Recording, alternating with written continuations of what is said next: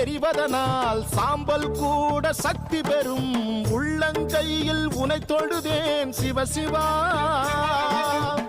ஆதிமூல பரம்பொருளே வானம் யாவும் உன்னிறமே.